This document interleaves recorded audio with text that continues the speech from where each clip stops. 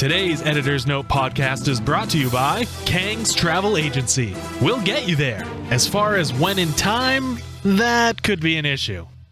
Welcome to the Editor's Note Comics Podcast, the only podcast coming from Central Maine's best comic book store by default. My name is Zach. With me is my co-host, Jared. I don't like the nickname I heard about over the internet, though. Do not like it. We can't bring that up. No, we can't bring it up. But I understand. I just don't like it. You don't. Only one person is going to know what this means. Well, it shows that we're listening to the listener and providing feedback. I'm glad you listen to the show. I'm glad that you at least remember I exist. But my name is Jared.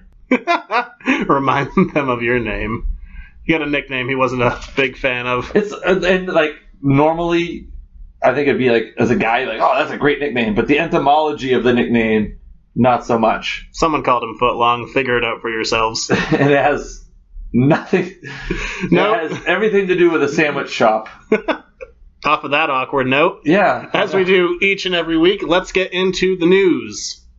Before we get started, does anyone want to get out? It's time for the news. Kind of a light news week in some ways, big in others. A lot of James Bond news this week. Apparently, Daniel Craig was offered $100 million to do 2 more movies, and he said no. Ooh, that is big news. Do you think he's done now after He's been saying, he's like, I'd rather slit my wrist with broken glass than do another one. So now that kind of... But he's also contracted for one more, so ultimately if they say you're doing one more, he doesn't really have a choice. No, he's going to do one more, but then does that really refire or rekindle the talks of Idris Elba?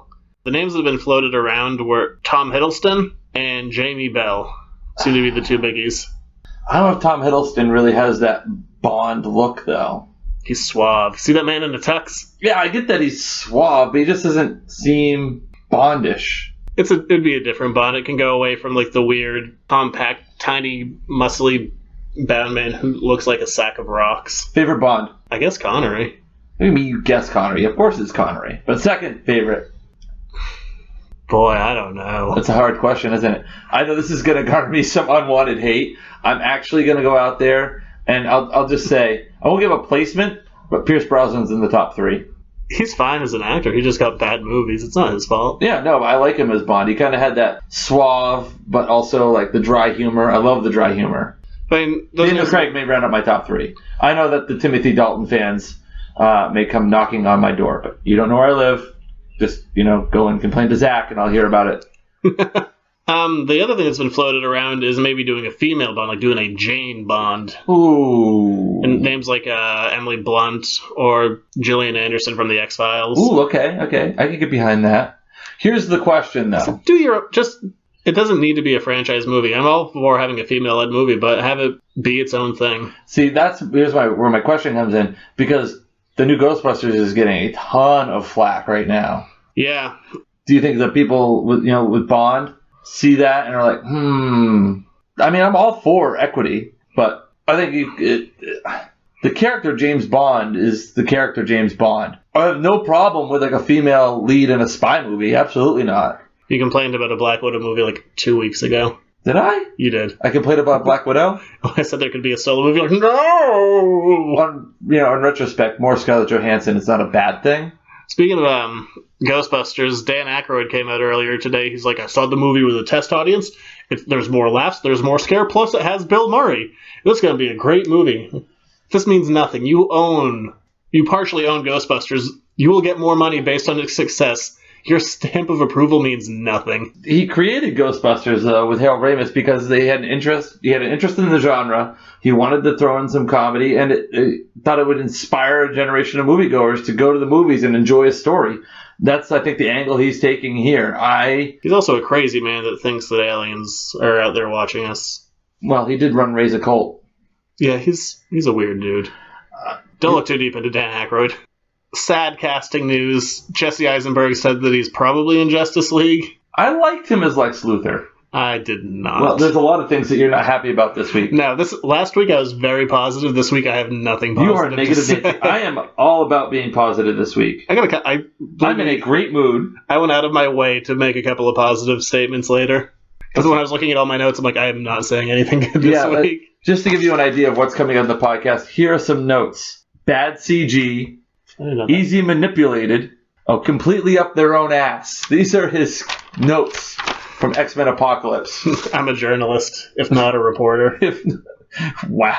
I went to journalism school. I have a degree in sports broadcasting communication. I never wrote down the words completely up their own ass. Well, spoilers for later. More news. More casting news. Dwayne Johnson is going to be Doc Savage. Going to be directed by Shane Black. Some people consider Doc Savage to be the first real superhero predating Superman. Yeah, it could be good. I mean, I like the idea of Dwayne Johnson in leading roles. He's in terrible movies, but he's super charismatic. Oh, God, is he so charismatic. I feel like we've had this conversation on the podcast already. I'm all for it. Bring it on. Oh, he's tremendously charismatic. He's making money hand over fist. The movies he's in is just making tremendous amounts of money. They're all garbage, but he's good. What about Pain and Gain? Did you see Pain and Gain? Absolutely not. Why not? Michael Bay. Come on, it's not a bad movie. No. I liked it. No chance. Even though The Rock, Mark Wahlberg are in it? Yeah, no way. Because of Michael Bay. Absolutely. Wow. So you refuse, you boycott any Michael Bay film? Probably at this point. I don't think I'm boycotting. I just don't have an interest. What if Michael Bay made a Superman movie? Would you watch it? Yes, I'd have to for the show. Okay, so it's not like you would not watch it in any situation.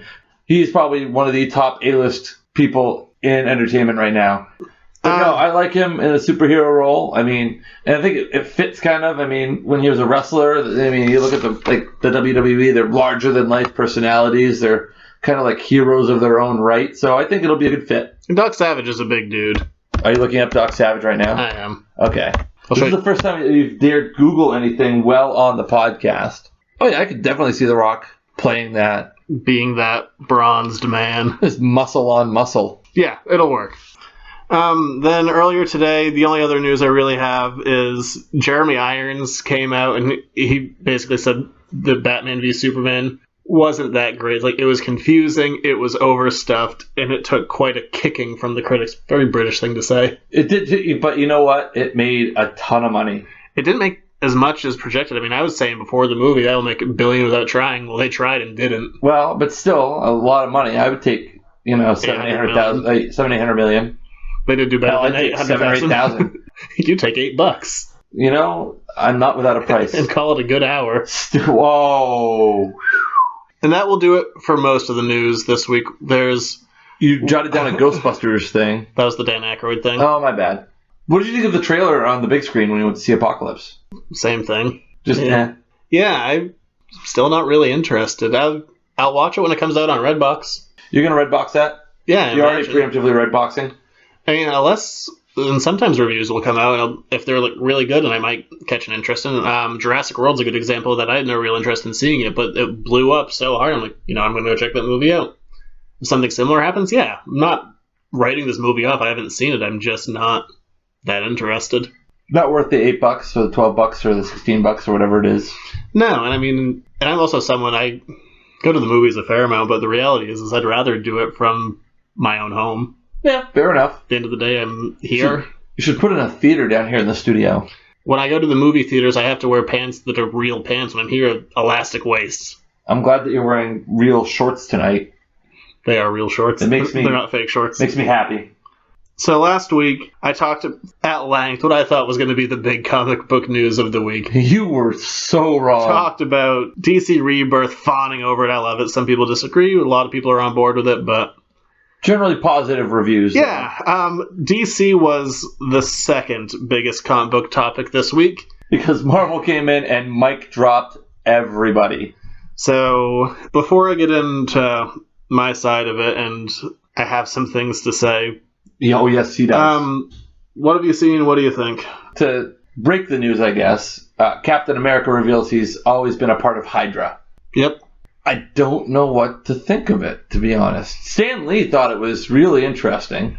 Stan Lee kind of gave it a rubber stamp of approval. Yeah, it's been that was something that really everyone kind of came together this week. Who was a creator? Everyone was like, everyone needs to back down. And what else can you tell me about that issue? That's it, really. Oh, so you can tell me about one panel in a comic book? I can. It's worth death threats. I didn't threaten anybody over. I really didn't. I don't have a dog in the fight, man. So here's the deal. Captain America 1 comes out this week, and it's pretty standard fare. Issue 1s are really designed to set up the players. It sets up kind of what the conflict is going to be. And generally speaking, at the end of an issue 1, there has to be some kind of a hook to get you back in. This is pretty average. Now, what everyone freaked out about is the last page. It's a one-page spread. Everyone's seen it on the internet. You couldn't avoid it even if you don't care. It was reported on CNN. Captain America says, "Hail Hydra." And the internet lost their damn minds. But, I mean, there's a second Captain America out, like, right now, too? There's, like, a... Yeah. Like, Sam Wilson's also Captain America, isn't he? Yeah. You know he's not going to stand for that. You'd be like, no, Steven. Well, I'm going to go back... Not in my America. The first real problem is, because you're not someone who's read the books... Correct. What's the affiliation of Hydra? From the movies, it would have you believe it would be Nazi Germany. Yeah, it's not at all. And that was a big reaction to the people. I don't care what kind of a fan you are. You can be a fan of just the comics or just the movies or both, or be a casual fan. It doesn't really matter. Enjoy things how you're going to enjoy them. But if you're going to be attacking the creators and the company, not even people who worked on the book, with vitriol and death threats, then have some damn context. Know what you're talking about. It's not even a case of knowing what you're talking about, but you can't freak out over one thing. And most of the people who read this, most of the people who reacted to this, I don't think actually read the comic, which was fine. It wasn't the most outstanding comic in the world. It wasn't a bad one, but it was pretty standard fare for a first issue, just setting up the problem. I mean, for me, my reaction was just like, this will be interesting to see how they play this story out. I look at comic books, and again, this might be strike 2 against me tonight already. They're kind of like an ongoing soap opera. There's always a base of characters who are in it, and the story changes, but you kind of always have, at times, these big outlandish things happen, but things kind of always find their way back to the center. They find their way back to normal. Well, that's not that I'm like a connoisseur of soap operas, but along that kind of line. Well, that was there's this great book that you can read out there. It's called The Secret History of Marvel Comics, and wonderful, wonderful book. But it goes into kind of Stan Lee's mantra about comics. Comic books have to give you the illusion of change. The characters aren't actually going to change. At the end of the day, they're all going to come back to the status quo. Now, at the time when Hydra was introduced into the comic books, the Comic Code Authority was out, and without getting into a long history of that, it essentially got down to avoid lawsuits, comic books were policing themselves. And this was at a time when, it was extreme. The Comic Code came out 12 years before Hydra was introduced, to the point where you couldn't say the word mafia. So Marvel had to come up with the Magia. Just move a letter down the alphabet, and it's fine. So Nazis weren't really happening at that time. Hydra, unquestionably, is influenced and supposed to mirror Nazis, but this isn't actually a Nazi organization. And the creator was getting a ton of hate and vitriol. Everyone's freaking... I shouldn't say everyone, but I spent a couple of days just reading tweets, and it was like, this is so clearly anti-Semitic, and how could you do this to the Jewish creators, and Marvel hates Jews, and boycott Marvel, and all this insanity. Why do I feel like that has nothing to do with it? Yeah. And I didn't end up writing down specific ones just because I didn't want to call people out specifically. But I saw more than one where there were fathers posting going, my son's favorite character is Captain America. What am I supposed to tell him now? And then throwing up pictures of their children, which I don't know why you're throwing up pictures of your 4-year-old in this public of a forum. But I'm like, this kid definitely just likes the movies or cartoons. He's not reading the books. It doesn't matter. Disassociate. In the next Marvel movie, Infinity War, you're not going to see Captain America being part of Hydra. Or people, my definitely least favorite internet phrase is, you ruined my childhood. I saw that a ton. Like, how did they ruin your childhood? Your childhood is still there. All those memories are still there. It's fine.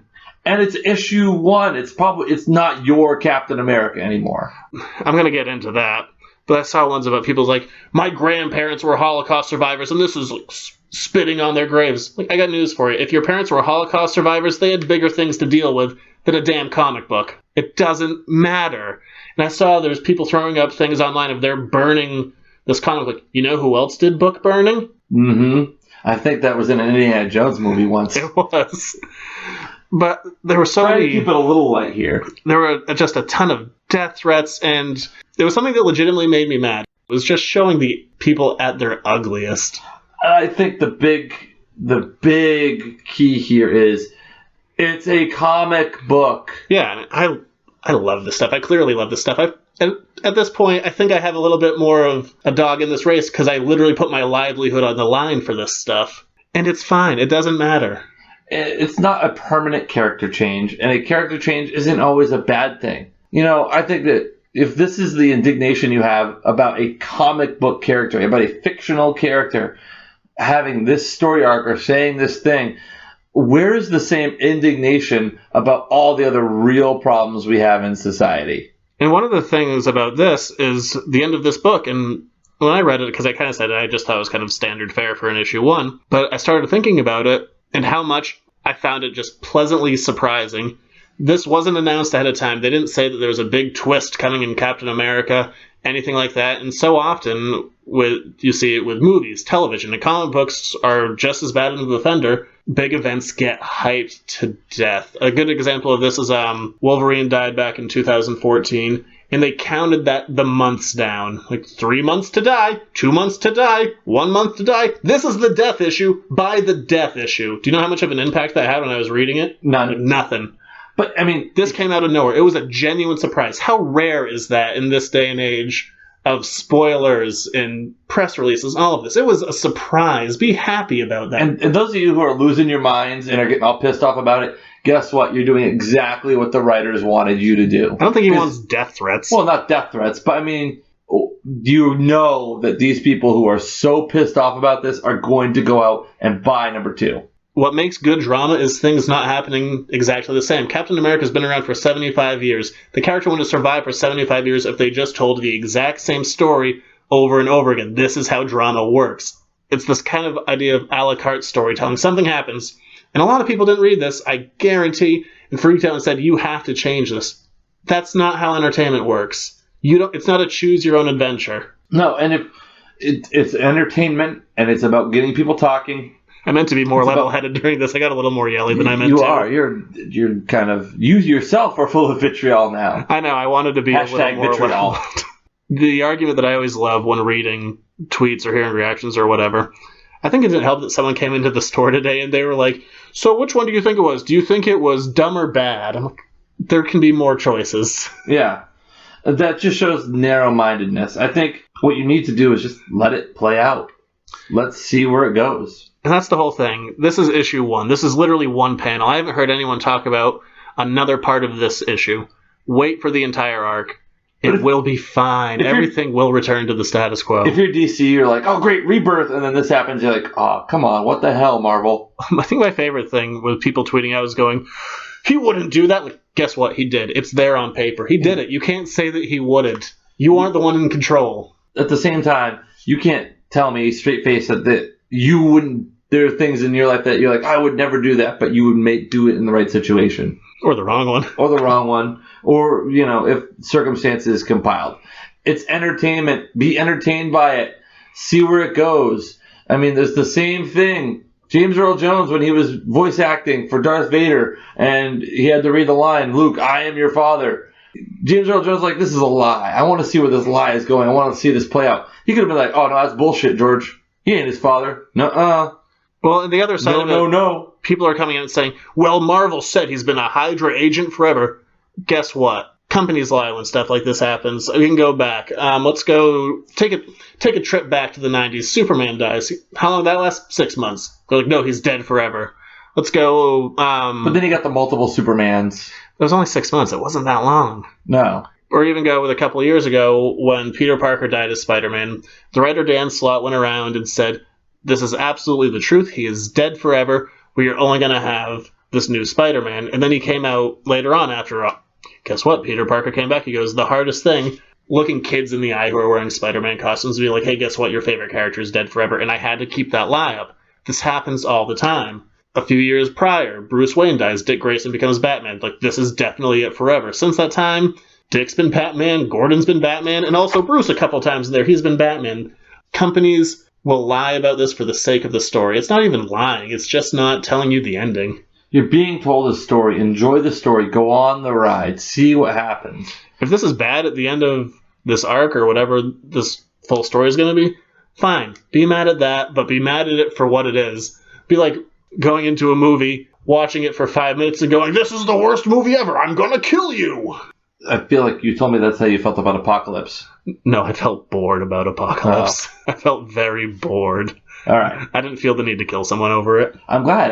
I'm glad you don't have homicidal rage and tendencies. Except for the guy who's on his cell phone in front of me. Him. There were a couple of kids sitting to the right of me that were on their phones, and I gave them a stern look. There's a bug attacking Yeah, us. a June bug. It is the last evening of May. Well, I got a little angrier during that segment than I thought I would. Are you okay? Well, that's committed to the internet now. Well, Be better. Be nicer people. it's the internet, dude. It's not going to happen. Be reasonable. Try and be decent human beings. I support the idea of Hydra Cap. I want to see where it goes. I'm going to give it the benefit of the doubt. If it's bad, then let it be bad on its own merits. Yes, but don't judge after one panel and one book. It was literally one panel. The last panel, too, wasn't it? Also, gonna reiterate, Hydra, not Nazis. There we go. Going off of that fun topic, that was about 20 minutes. It's okay. It was much needed. I think that was therapeutic for me more than anything. You really kind of took off on that. Got mad at the internet this week. I guess you did. You need to relax, be happier. Well, that was that. I don't know if is that a segment? I'm pretty sure you're finding it hard to transition because you're just going to get angrier. We could call it. I know. Because we still haven't reached the note that says completely up their own ass. Which, if you were listening and thinking that this is going to be about internet hate, no. Nope, it's about the movie, which might give you an idea of how I feel about it, which I will also try and enter into in a level-headed, calm, measured fashion. Next time somebody pisses me off, though, I'm going to think about saying, you were completely up your own ass. I was thinking, this is totally unrelated to anything. I love it. It makes it even better. Well, I think I just imagine we keep recording this podcast, and then we have a falling out, and then I imagine that we both sit alone in our homes, sadly drinking alcohol, just listening to these podcasts on repeat. Remember the good days. This is what I do nights when I'm not doing the podcast. I sit sadly at home drinking alcohol. Don't, Mike. Ugh. No, I don't. Things got real. It did. There's a splits in a movie. There's a split screen. We're just sitting there listening. All right, no more avoiding it. It's time to talk about. For a moment, I thought you were saying no more avoiding it and kicking you off the podcast. Go home and be sad. Let's have our falling out now. It can be contrived. Get out of your own. We didn't even make double-digit episodes. No, we did. This is episode 10. Is it really? Yeah. So now let's move into our review of X-Men Apocalypse. I'm the best there is at what I do. But what I do best isn't very nice. It's time for an Editor's Note podcast review. Before we get into the review, I want to talk on a little bit of the comic origin of Apocalypse. He came out in X Factor in 1986. He was designed to just be this unstoppable foe. The history of Apocalypse is confusing as can be, so I'm not going to touch on everything and just keep it simple. The gist is he's supposed to be the first mutant ever, which that's not even clear anymore. But the whole idea is he was a character who was in Egypt, met a time traveler, and also found the ship of a Celestial who Fox can't use because that's over on the Marvel side of things. But he essentially just took his time to learn all this new technology and kind of get all of the powers.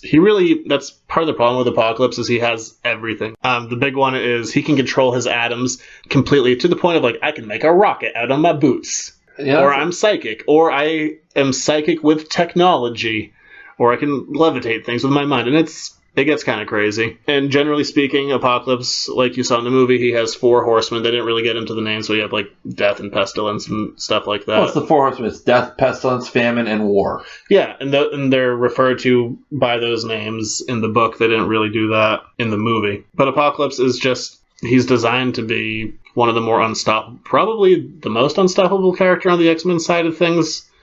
And I'm sure that's not true across the board, but in general. That being said, we are going to talk about X-Men Apocalypse in non-spoilers before we get into spoilers.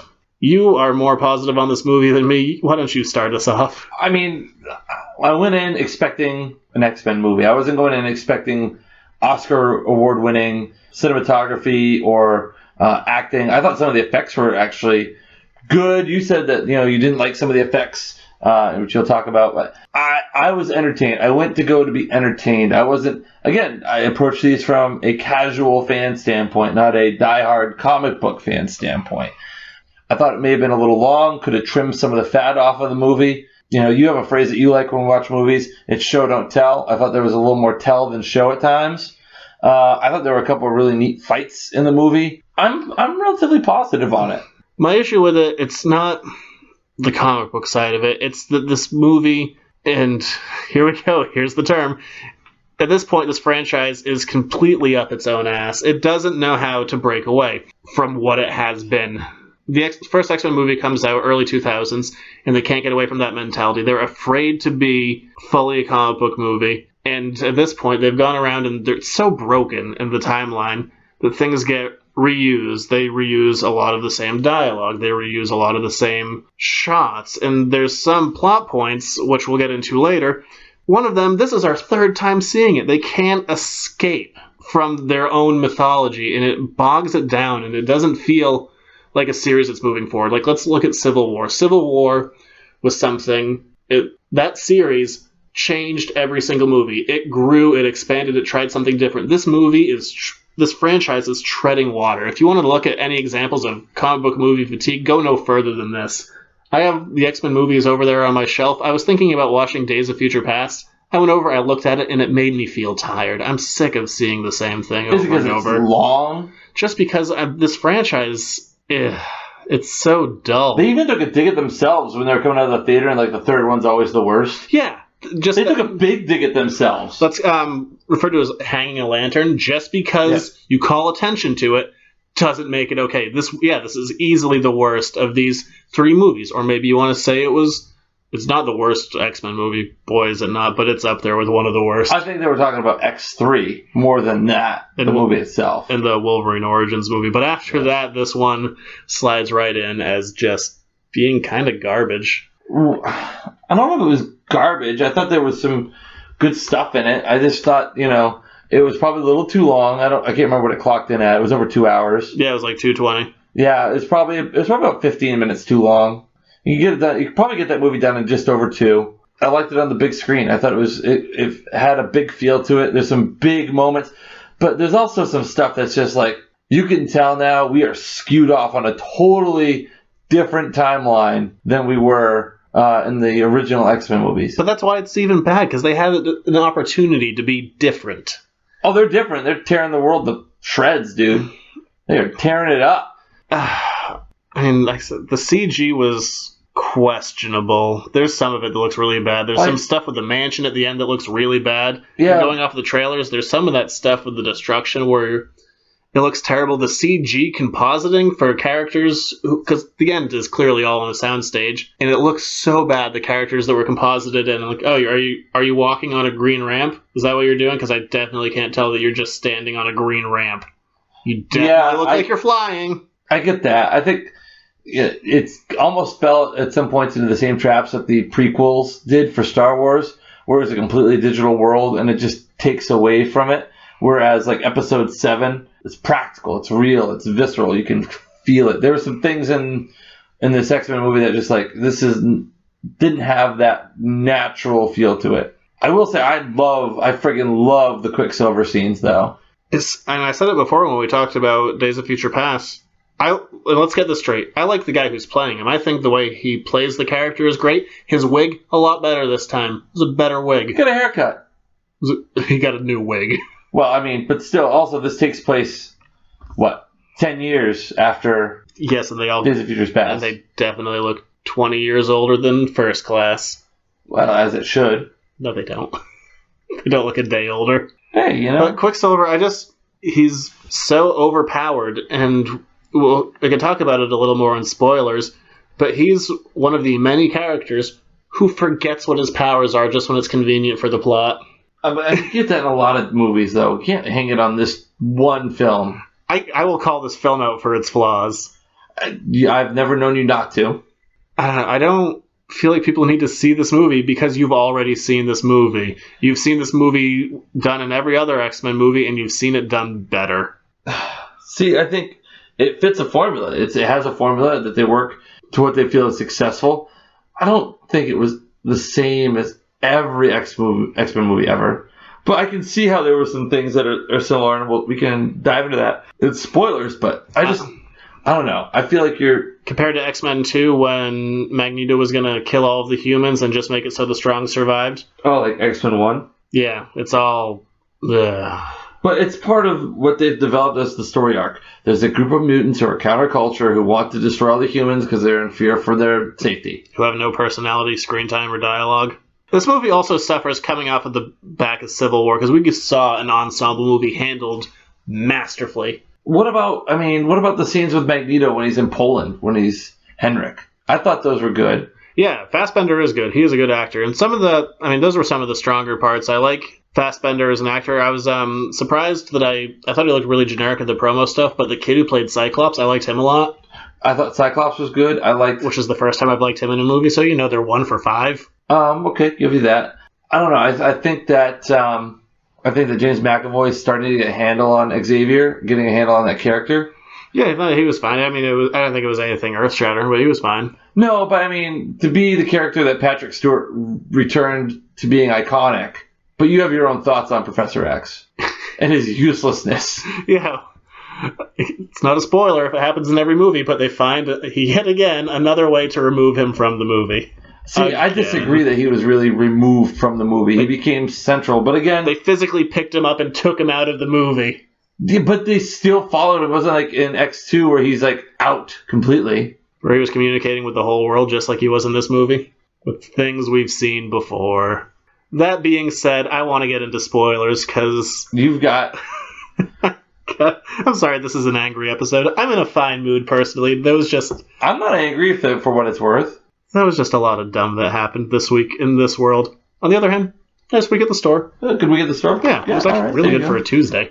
Wow. A weirdly good Tuesday. Thanks for coming in, everyone. I appreciate it. Yeah, selling comics on a Tuesday. No. But I do that. That being said, going off of our system of see it in theaters, red box it, or don't waste your time, better your life, I'm going to say do something better with your time. See it in theaters. I think some of these are big spectacle movies that need to be seen in theaters. I think this is a movie that doesn't need to be seen. Granted, I'm not clamoring to go back and see it in the movie theater again, but when I did see Days of Futures Past in the theater, I saw that after it came out, and I kind of wish I'd done that. I can't get behind this movie. There's some good parts, but overall... I think if you have a choice between that and, never seeing it and being bored. Wow. But, if you have a choice between that or, what, Turtles comes out next week or the week after? Yeah, that's this week, a couple of days. Oh, yeah, so Turtles. Between that and Turtles, probably go Turtles. We'll have to wait and see till next week after we see a movie. Oh, I gotta go see Turtles again? Not again. Yeah. I know. Because I rewatched the other one last night. Yeah, last night. All right, let's get into spoilers. Don't even get me started on that Turtles movie. That might be good content for next week. Probably it will be. Look out! There's spoilers ahead!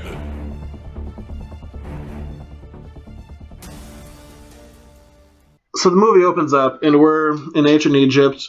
Right off the bat, cut out the first 10 minutes of that movie. Why are we here? I don't care about these people.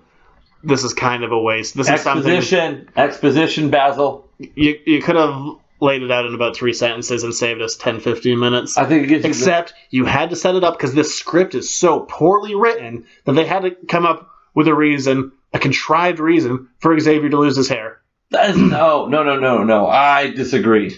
You know how else you could have done it? He starts the movie bald. They go, what happened? He goes, oh, those drugs that I was taking in the last movie caused me to prematurely bald. There, done. That's lazy, too. That's lazy. Lazy. That's better than coming up with a reason in the third act. You knew it was coming. You knew he was going to lose his hair.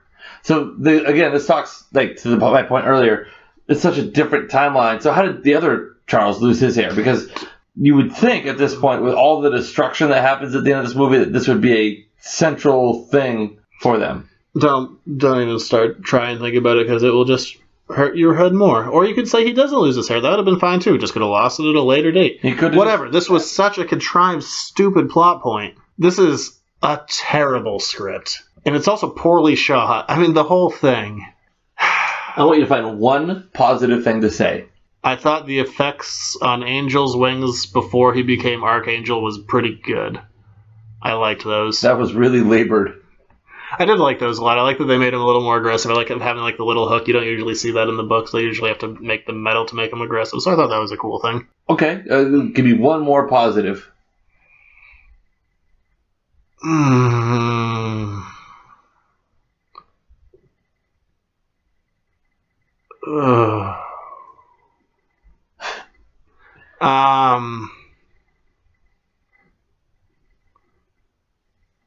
You should. They had better wigs this time. You should leave these really long pauses in there to show how much you would think. Well, even because I said before, like I was excited about the movie. It's like, oh, we get to see Wolverine, but I mentioned it before. This is the third time we've seen him in Weapon X. I don't care. 3 times. 3 is too many. 2 was too many. Please, I dug that they went to Alkali Lake in this. It was a familiar thing. It kind of does. But it was more of this just contrived crap in this movie. But the problem is you're not looking at it from the standpoint that you need to. This is back in time. We're going to see things that are familiar. There are going to be some familiar things because the whole story is taking. We've gone back. We've gone backwards. It's like, reading part 3 of a book series and then going back and reading part 1. You already know what's going to happen because you read the ending. You know where this ends up going. You know some of the characters. You know some of the plays. You know some of the storylines. Well, that's part of the problem with this movie, is this new set of movies can act as its own trilogy. It relies on you watching all these movies over the last 16 years. Like, let's take the stuff at the end with The Phoenix. Comes out in damn nowhere. They didn't set that up at all. If you hadn't watched the other movies, you just go, what the hell was that? Yeah. Why is that space bird on fire? Because it's a space bird, by the way. Thank you.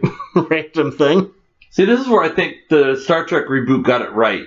When they did the timeline shift, they destroyed planet Vulcan, and now they've gone off on a different tangent, and they embrace the fact that this is different. And Kirk is always asking, I wonder what, this would have been like. Or you think about the line from the first one, like, I remember you in a different timeline, you were a great man, and this time you're going to be dead. It embraces itself. I think that these movies don't really always embrace that they have a chance to go on their own now because it's a new timeline compared to the ones with Patrick Stewart and Ian McKellen and that group. What do you think of Apocalypse? Man.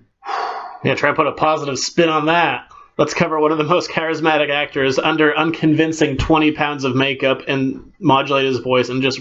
But he still, doesn't look like anything. Still shown through. I mean, it wasn't like... It didn't feel like... he was able to act through the prosthetic. But it just kind of felt so... I mean, there were parts where it just felt clunky. You know what I mean?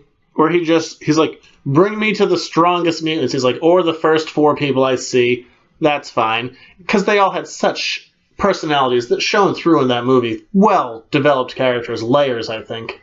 Or a different hairstyle. You get Storm. Who had a different hairstyle. Yes. And it doesn't feel like And then Storm... Angel gets a different hairstyle. And then all of a sudden, like, during the last fight, they're like, oh, wait a minute, I'm going to switch sides and be good again. Well, they were so easily manipulated. He basically went, won't be evil?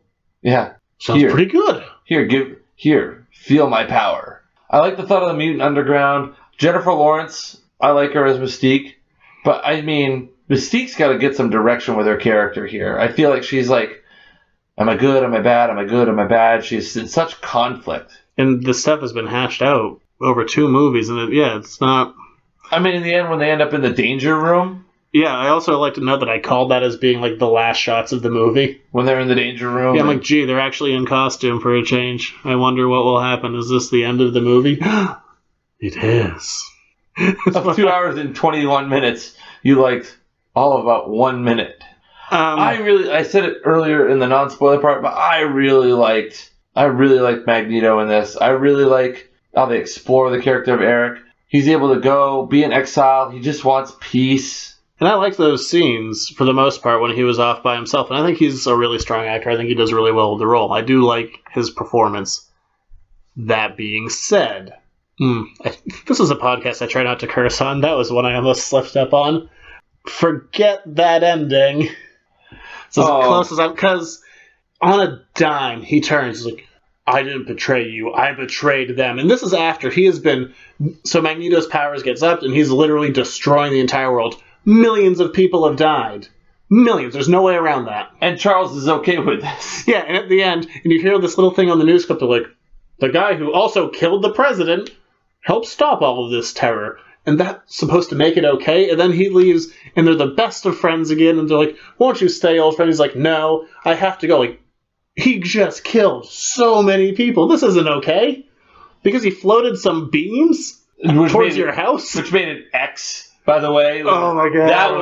I will say that was lame when he threw down the 2 steel beams to protect the rest of the X-Men from Apocalypse, and it was a giant X. Yeah, the person that was lame. The person that I went to see this with, they go, I don't think I've heard you groan at a movie this much since Terminator Genesis. Yeah, that's probably true. That was terrible. I mean, that was cheesy. What was?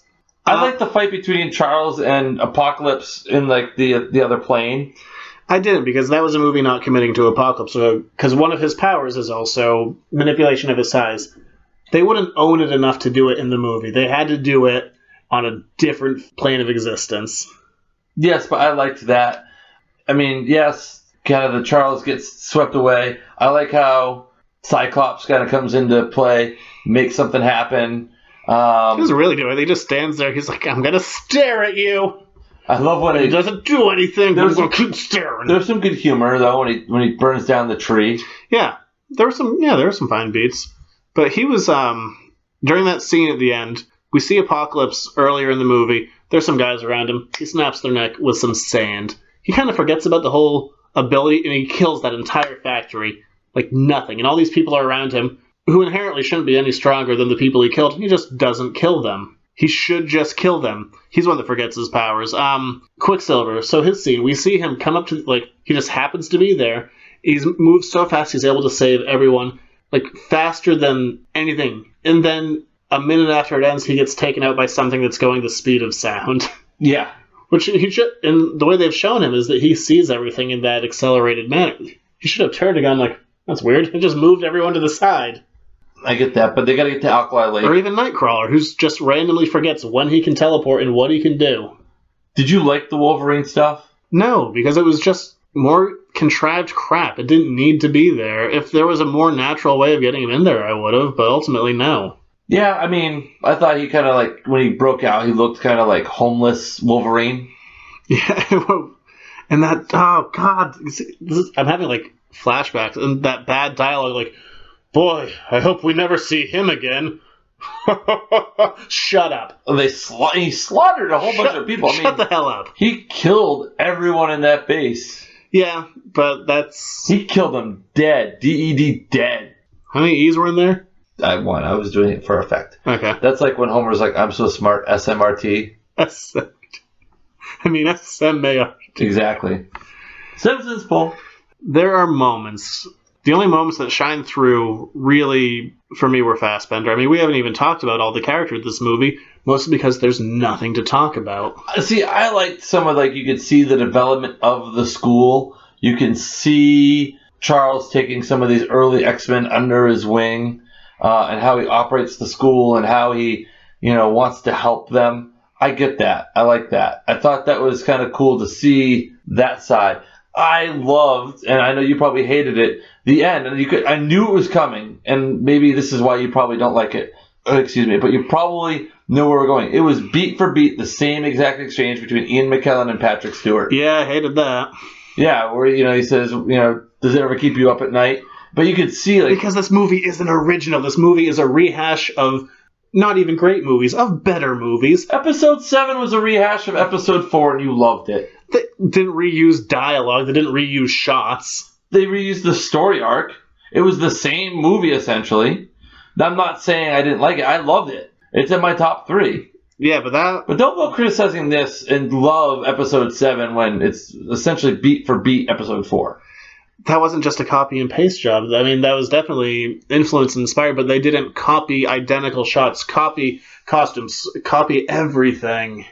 But that brought something new. That brought something new with the characters. This brought nothing new with the characters. I feel like this movie sets it up now. Okay, now this is the group of X-Men. I hate that it took 3 movies to set it up, but that line to me said, okay, this is Charles Xavier, and he is leading forward, and you're like, in the next movie, he's going to be incapacitated for the middle 2 reels of the film, I feel a great swell of pity. Don't see this movie. They'll stop making these if we stop going. Don't go. No, they're not going to stop me. I'm sorry. Look, Deadpool has unfortunately put some life back into Fox. It's not good. I did not like this movie. You're going to be a grumpy cat tonight, aren't you? No, I'll be fine when we turn the show off. We just talked about me being upset at... people make good money for an hour venting session with a professional. A second June bug has made its business known. Like, on time for June, by the way. Yeah. I don't know. The X-Men film series as a whole, I don't think has aged very well. For the most part, they're not bad. They're not great. At the time when a lot of them came out, they really did stand head and shoulders above anything else we saw. But the series needs to move on and do something different and not just rehash beats and the feel of it. It's not 2002 anymore. Get away from it. But the problem is, I think, and unfortunately for you, we're going to get another one of those because the end cutscene was Essex Corporation. Yeah, so we can talk about that. And at that point, I was so ready to leave this theater. I knew there was going to be an end credit scene. I left my seat and I was standing at the back of the theater, so the second that cut, I could just walk out. By the way, I was ready to leave. By the way, they had Beethoven in that. People I was watching the movie, I was like, hey, that's Beethoven. And they're like, are you sure? And then it came up on the screen, Beethoven. Points for me on that. That's all. That was my little anecdote. Because you were talking about like wanting to leave the theater. I was just like, well, we'll chill. Check out the end credit scene. I was ready to run. But yeah, so the end credits happen, which we just get cleaning up of bullets that didn't kill Wolverine. And you see that his vial of blood is taken away with 2 other vials, and it says it's done by Essex Corporation. And what that is there's a character in the X-Men universe called Mr. Sinister. They're probably not going to say the Mr. part if they use him in the movies. But... Which I asked you, is he any relation to the Sinister Six? Nope, unrelated. That probably is he's a third strike of the night. He's a fairly powerful mutant. Apocalypse gives him his powers, which we're probably not going to see. And if you just saw him as not Mr. Sinister, because again, I'm blaming these movies, like, don't be a comic book movie. I'm like, but boy, is that a silly name to say out loud. Own it. Mr. Sinister. Do it, Fox. You won't. But some Fox executive is like the 100th subscriber to this podcast, and he's like, ooh, challenge accepted, Zach Bowen. Wish. But the kind of the prevailing theory is Wolverine has had his blood taken before, and he had clones made of him, and all these clones failed until the 23rd attempt at it, which got the name X-23. It's kind of the code name. It was a younger, female version of Wolverine. She has 2 claws coming out of her hand and then 1 coming out of her foot. They don't show the foot one a lot anymore. That's just kind of off-putting. But so the prevailing theory is that potentially we're going to see X-23, and this might lead into the next Wolverine movie versus necessarily the next X-Men movie. We'll see. I mean, it went the other way around, too. We saw at the end of the last Wolverine movie that led into the next X-Men movie. It could go both ways. Last X-Men movie led into this one, though, with the scene in Egypt. Yeah, so we'll see. Mr. Sinister, he's a really interesting villain overall. He's one of the better ones in the X-Men universe. The costume is pretty crazy. I don't think we need to worry about it in the Fox universe because they're not going to do it. So you're straight up Redbox it. Don't even see it. I disliked it that much. So you're not even Redboxing. You don't even bother now. No. You were Redboxed it earlier. Now you don't even bother. I said better yourself earlier. Oh. I said I would Redbox Ghostbusters. Well, I would say, see it in theaters, but if you don't, you're not missing out. Redbox is just fine. But I'm not going to give it the extreme hate and vitriol that you are. Hashtag vitriol. So I guess that will lead us into reading recommendations. Let's put a smile on that face. This week's reading recommendations. I'm going to keep it kind of brief for this because I've talked about some good introductory X-Men titles that you could get into before. And I discussed that if you want to read a good Apocalypse storyline, Age of Apocalypse is fantastic. It covers about 4 different, at a minimum, about 4 different volumes. But if you're not well-versed in X-Men comics, don't read it. If you are, great. It's a really good read. I'm going to say for right now, there's a storyline going on while the X-Men books are still around, because that's probably going away. There's something called the Apocalypse War happening right now. It's covering all the different X titles, but probably the best one that's going on currently is in the Extraordinary X-Men run. So I'd say go pick up the current run of Extraordinary X-Men The other option I would say would be to go read X-Force from a couple of years ago when Apocalypse was reintroduced as a young boy. It gets kind of dark. X-Force in this version was essentially the X-Men's murder team, just going to kill the people that the face of the X-Men couldn't do, and the stuff with the Kid Apocalypse, it goes places. Am I missing anything? Time to plug. Yeah, I guess we can just plug our respective social medias. You can find me usually in a much more pleasant mood. He's not always this grumpy. It was a special week. I know. I was so positive last week, and this week I was the opposite. You can find me at editorsnotecomics.com on Facebook, Twitter, Instagram. The show is now on Google Play, along with iTunes and YouTube. And, of course, at the physical location at 210 Water Street in Hollowell, Maine. Nice. We didn't have any... That's not true. We did have a couple of questions this week, but they were all like, what did you think of Rebirth, and what did you think of Apocalypse? I answered those. He loved Rebirth, hated Apocalypse. Yeah. Keep sending your questions. Yep. And where can we find you? On Twitter, at JuniorRich. Send me a tweet if you listen to the show. Let me know that you're following me because of the show. That'll do it for this week. We'll be back next week after we see Ninja Turtles Out of the Shadows. Okay, bye. Peace.